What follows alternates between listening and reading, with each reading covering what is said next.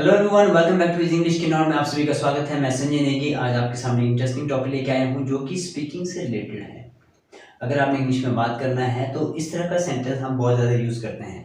कैसे सेंटेंस? जैसे मैंने कहा, काश मैं डॉक्टर होता तो सबका इलाज फ्री में करता। काश मैं एक अभिनेता होता तो मैं सलमान खान से मिलता। काश मैं एक अध्यापक होता तो बच्चों को पढ़ाता।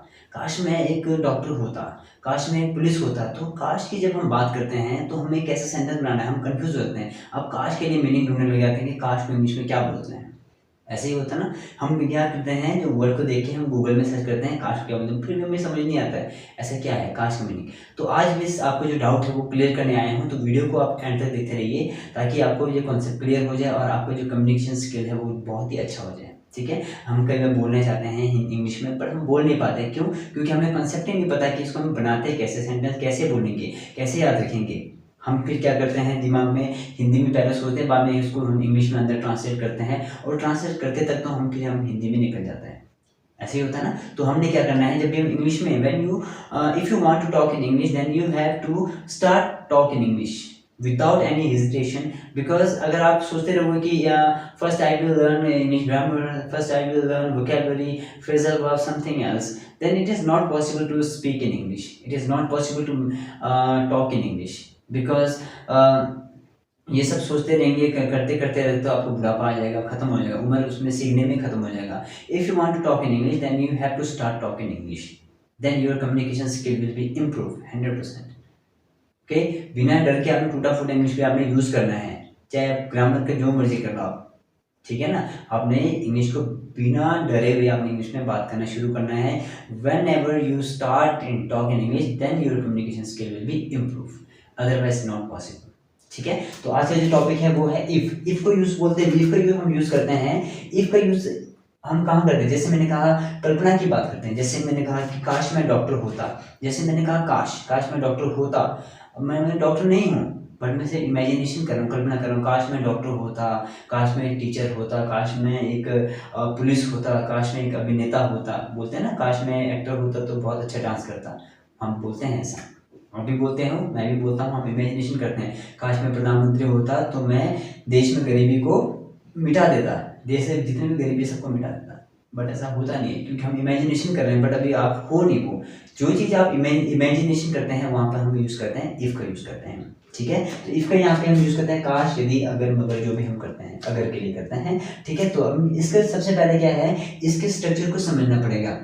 हमने लास्ट वीडियो में आपको पहले से बता दिया था। अगर आपने लास्ट वीडियो नहीं देखा है तो एक बार आप मेरे लास्ट वीडियो में जाकर देखिए कि इफ़ का इंट्रोड्यूस मैंने आपको करा दिया था। अगर आपको इफ़ के बारे में नहीं पता है तो एक बार लास्ट वीडियो में जाकर देखो सेंटेंस कैसे बनाते हैं, तो आपको ये वाला टॉपिक फिर आपको ज़्यादा समझ आएगा। तो ये जो टॉपिक है वो है हमारा सेकंड कॉन्सेप्ट है, ये इफ़ का हमारा सेकंड कॉन्सेप्ट है। फर्स्ट कॉन्सेप्ट मैंने आपको लास्ट वीडियो में करा दिया है। ठीक है, तो ज़्यादा टाइम वेस्ट नहीं करूंगा, तो पहले इसका स्ट्रक्चर लिख लेते हैं। इसका स्ट्रक्चर क्या बोलते हैं देखेंगे, स्ट्रक्चर क्या है उसको समझेंगे, क्योंकि बिना स्ट्रक्चर का हम सेंटेंस नहीं बना सकते। तो पहले स्ट्रक्चर को समझना पड़ेगा। स्ट्रक्चर क्या बोलते हैं देखो, इसका स्ट्रक्चर बोलता है if plus subject plus verb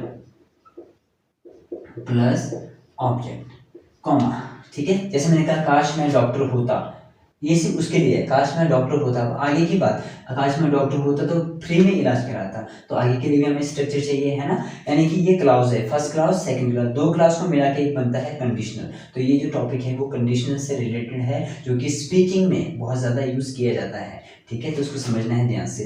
if plus subject plus verb plus object plus, यहाँ पे हमने कॉमा लगाना है। यहाँ पे कॉमा का मीनिंग मैंने आपको फर्स्ट वीडियो में बताया है, कॉमा का क्या मतलब होता है। तो एक बार फर्स्ट वीडियो में जाके देखना है अगर आपने फर्स्ट वीडियो नहीं देखा हो तो। ठीक है, देन उसके बाद हम करेंगे subject plus WOUND word plus V1 plus other word. तो ये हमारा स्ट्रक्चर रहेगा।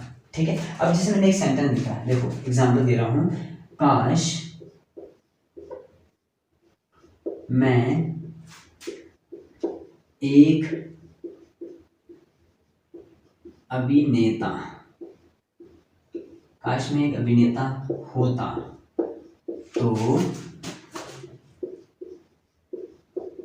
सलमान खान से मिलता। हो गया।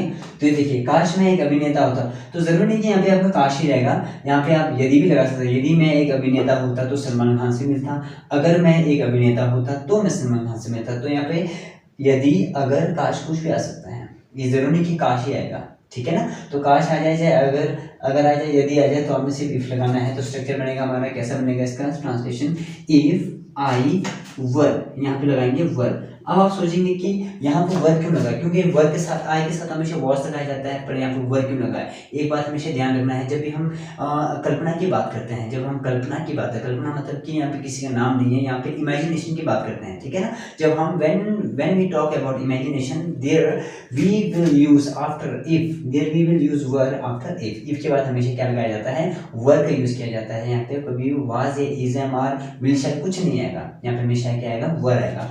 यानी कि बोलते कि if I were an actor, अभी मैं, काश मैं एक अभिनेता होता, कॉमा, तो यहाँ पे जो कॉमा है, कॉमा का मतलब क्या है, तो है। अदरवाइज तो कई लोग क्या करते हैं, देन लगा देते हैं, तो देन का यूज नहीं करेंगे। क्यों नहीं करेंगे, मैंने फर्स्ट वीडियो में बताया है ना, आप वहाँ पे जाके फर्स्ट वीडियो देखो तो आपको समझ आ जाएगा, ठीक है। तो मैंने कहा if I were an actor, इसका मतलब है कि काश मैं एक अभिनेता होता तो, इन सब का मतलब ये है, काश मैं एक अभिनेता होता तो सलमान खान से मिलता, तो क्या होगा, तो आई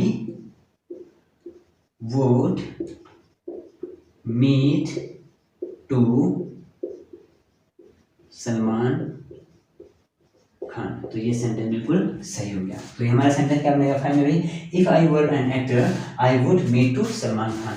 अगर मैं, काश मैं एक प्रधानमंत्री हो, काश मैं प्रधानमंत्री होता, if I were the prime minister, if I were the prime minister of India, comma, तो क्या करते आप, I would remove poverty from India, तो मैं गरीब, इंडिया से यानी कि भारत से गरीबी को मिटा देता, रिमूव कर देता गरीबी को, ठीक है। जैसे मैंने कहा, काश में एक पक्षी होता तो मैं आसमान में उड़ता, तो क्या बनेगा, if I were a bird then, if I were a bird then I would fly in the sky. तो इस तरह का सेंटेंस बनेगा।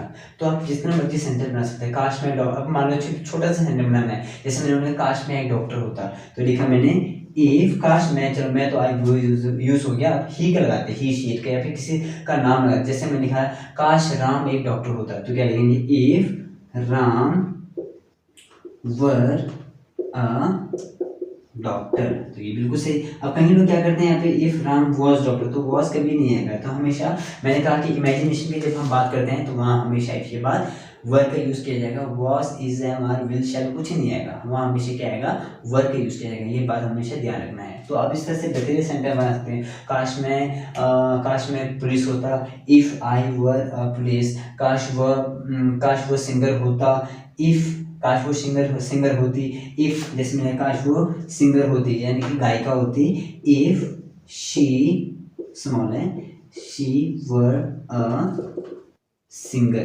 काश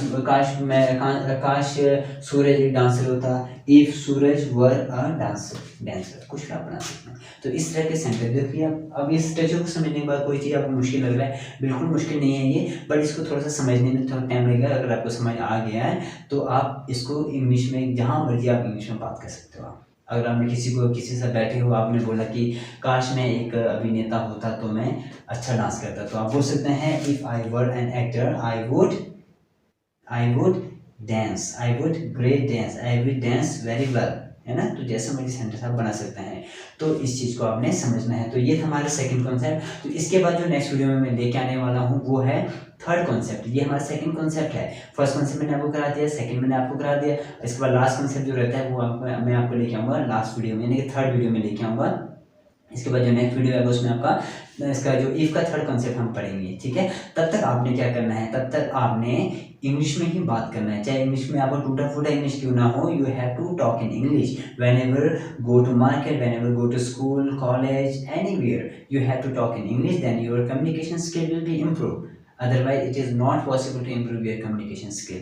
Okay guys, and keep watch my video. Do like, comment share, and don't forget to subscribe my channel. If you share my video, then your friend, your relatives, everyone can learn English. Okay, तो आपने video को share करते रहना है और मेरे साथ बने रहिए. Thank you so much.